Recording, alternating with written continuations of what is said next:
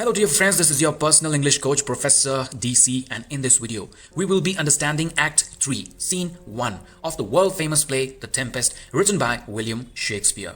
If in case you have not understood the earlier acts and the subsequent scenes, I would insist you to understand them first and then come back to this video. Alright, let's get started with Act 3, Scene 1. The events in Scene 1 unfold before Prospero's cell, or we can say that the jail, or a small room in which a prisoner is locked up or in which a monk or nun sleeps. Obviously, this was owned by Prospero. Ferdinand has been given some cumbersome tasks, like carrying logs and placing them from one place to another. So we see Ferdinand bearing, or we can say carrying a log and placing it at some other place on his shoulder. Obviously, a wooden log is heavy, and therefore Ferdinand is facing a lot of difficulties and getting tired while undertaking this task. So he carried a log on his shoulder and he put it on the top of the pile that he had accumulated in front of Prospero's cave. Now this was his task given by Prospero. If we recap, if we go back to the previous scenes, why is he doing this task? He is doing this task because as soon as Ferdinand saw Miranda, they fell in love with each other. But Prospero did not want their love story to be so simple. So he accused Ferdinand of being a traitor, being a cheater of the island. Prospero, in his mind, in his heart, is well aware that Ferdinand is not at all a traitor. But just because Prospero wanted to teach Ferdinand and Miranda the value of love, he gives some of the most difficult tasks to Ferdinand. So after putting the wooden log on the pile that was accumulated in front of Prospero's cave, Ferdinand is wiping the sweat off his forehead, and this is what is going on in his mind. He's thinking that some of the exercises, some of the tasks were difficult, but after having completed these tasks, the fruit or the pleasure or the result that I will get will be completely worthy. And therefore he thinks that some of the manual work, manual labor can be performed with respect, with dignity. And when that is done, it will definitely have a worthy end or a fruitful result. And friends, what is the result that Ferdinand will get after having done this task? It is Miranda. Ferdinand keeps on thinking. He is thinking that my task is very hard, very unpleasant, but the lady he served, the lady he loved, the lady he liked, filled him with a lot of curiosity and excitement and enthusiasm for the task and made it very pleasurable and pleasant. Then he thinks, oh, she was 10 times as kind as her irritable and difficult father, Prospero. Prospero was just harsh. He was made of harshness. And why is Ferdinand calling Prospero harsh? Because Prospero had ordered Ferdinand to move thousands of the logs and pile them up on his cruel orders. Ferdinand is well aware that Miranda does not like to see Ferdinand work so hard. And therefore she starts crying. She also says that such cumbersome and tedious tasks should not be done by a person with his status. Such difficult and impossible tasks should not be assigned to a person who has so much respect in the society. Ferdinand thinks that he forgets about how tired he was only because of the thoughts that Miranda had for him, only because of the feelings that Miranda had for Ferdinand. Now, while he is doing his task and thinking about Miranda, Miranda herself enters the scene, and Prospero is watching both of them from some far away place, from a remote place at a distance. He is standing at such a location that Miranda and Ferdinand cannot see him. Miranda approaches Ferdinand and tells, "Alas, I pray to you, I beg of you, please don't work so hard. I wish that lightning had struck these logs and burned them up. Please take some rest. When the logs will burn, they will cry for having made you so tired. My father is studying in his room and is very dedicated about studying. So he is away. He is not looking at you. He is not monitoring you. So take a rest, rest yourself, and my father will be occupied for the next 3 hours."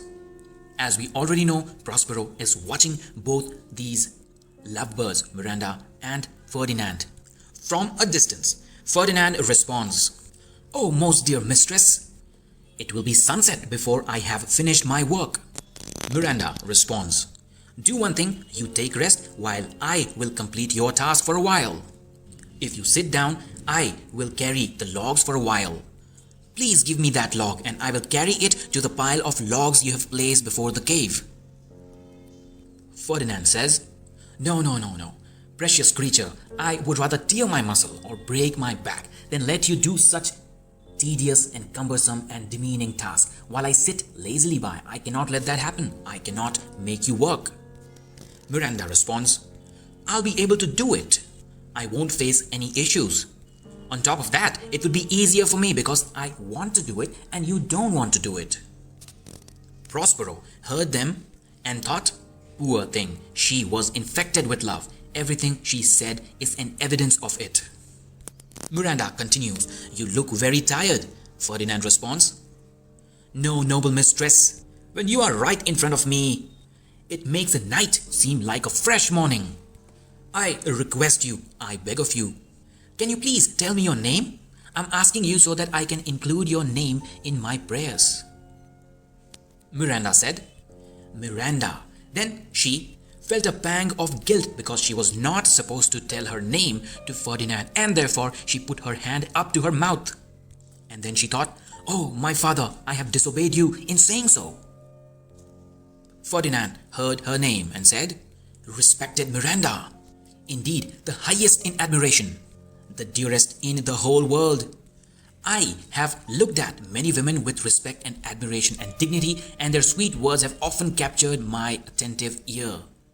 In the past, I have liked particular women for few of the qualities that they have, but never has any one of them been so perfect that some defect didn't spoil her. But you're so perfect, you're so unequaled, you cannot be compared to any of the women that I have met, and you are composed of every creature's best parts." Miranda replied very innocently.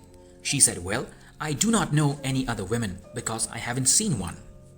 On this island, I do not remember any woman's face except my own that I see in my mirror. And you know what? I have seen no man as well. I haven't seen any other man except you, good friend and my dear father. I have no idea how other people look like. But by my modesty, which I consider very valuable above anything else, I can tell you that I would not wish for any other companion other than you. I want you as my companion.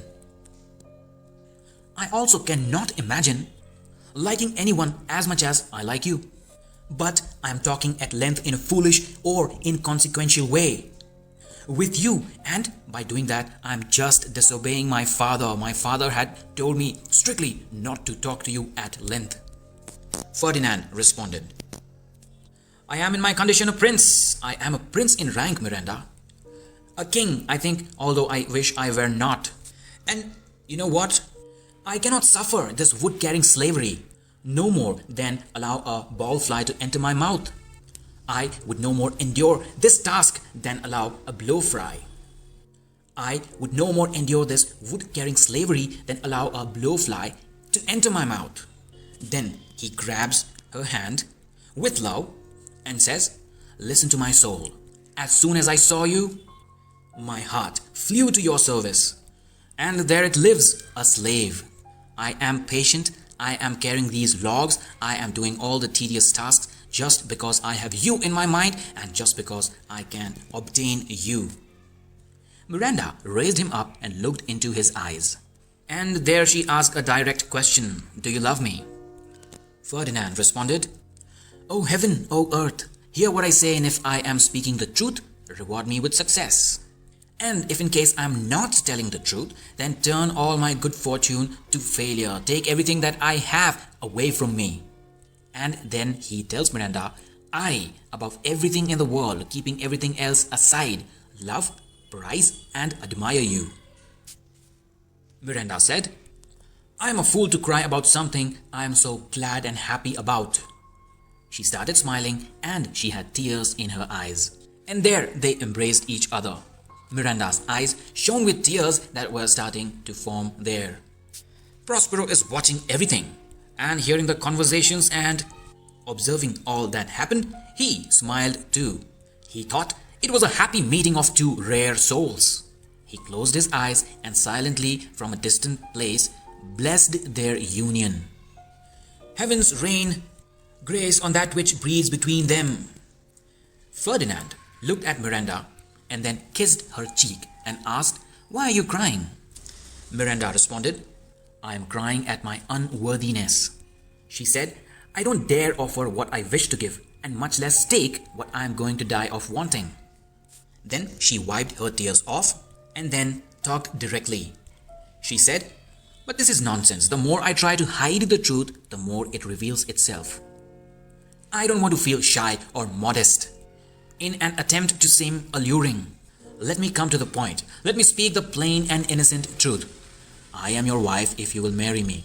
If not, I'll die your servant. You may deny me as an equal, but I will be your servant whether you like it or not." Ferdinand instantly said, "My beloved wife, and I humble forever." Miranda asked, "Does it mean that you are my husband?" Ferdinand said, "Of course, with a heart as willing as slavery is willing to be free. Here is my hand." Miranda took his hand and raised him again. "And mine with my heart in it. And now, farewell until a half an hour's time. Stay alone for half an hour and I will come again to meet you, to see you." Ferdinand agreed and Miranda ran back to the cave that she came from, and Ferdinand went off with a spring in his step to fetch another log. Even when he disliked the task, he did it with double, triple pleasure and pleasantness. Prospero started coming down from the rock-like area from which he was observing the couple. Although he could not be quite as happy about it as they were, because it was all new to him, nothing could give him more cause for rejoicing. And then he thought, I should start reading again, because there was so much that he had to do before dinner time. And then he leaves. Here we come to the end of Act 3, Scene 1. Now, let's summarize Act 3, Scene 1. As you already know, this happens before Prospero's cell or jail. Ferdinand takes over Caliban's duties and carries wood for Prospero. Unlike Caliban, however, Ferdinand has no desire to curse. Instead, he enjoys his labors because they serve the woman he loves. That is Miranda. As Ferdinand works and thinks of Miranda, wonders about Miranda, she appears in the scene. And after her, unseen by either lover, either of the two, Prospero enters, and Prospero is standing at an elevated area, observing and hearing whatever happens between the two. Miranda tells Ferdinand to take a break from his work, or to let her work for him, thinking that her father is away. Ferdinand refuses to let her work for him, but does not rest from his work and finally asks Miranda her name. Miranda tells him and he is pleased. Miranda comes from the same Latin word that gives English the word admiration, and therefore Ferdinand's speech plays on the etymology. Admired Miranda. This is the reason Ferdinand says, admired Miranda. Ferdinand goes on to flatter his beloved. He praises her. Miranda admits that she has never met any other woman but herself in the mirror. She goes on to praise Ferdinand's face, but then stops herself, remembering her father's strict instruction that she should not speak to Ferdinand at all. Ferdinand assures Miranda that he is a prince and probably a king now, though he prays his father is not dead. Miranda seems uncornered with Ferdinand's title and asks only if he loves her. Ferdinand replies enthusiastically that he does, and he responds positively, because of which Miranda proposes him for marriage. Ferdinand accepts and the two part. Prospero comes forth subdued in his happiness, for he has known that this would happen. He then hastens to his book of magic in order to prepare for the remaining tasks, the remaining business. With this, we come to Act 3, Scene 1 summary. If in case you have any questions or doubts or queries, please do not hesitate to mention it in the comment section below the video, and I will try my best to help you. I thank you for watching and I hope you have a magical day ahead.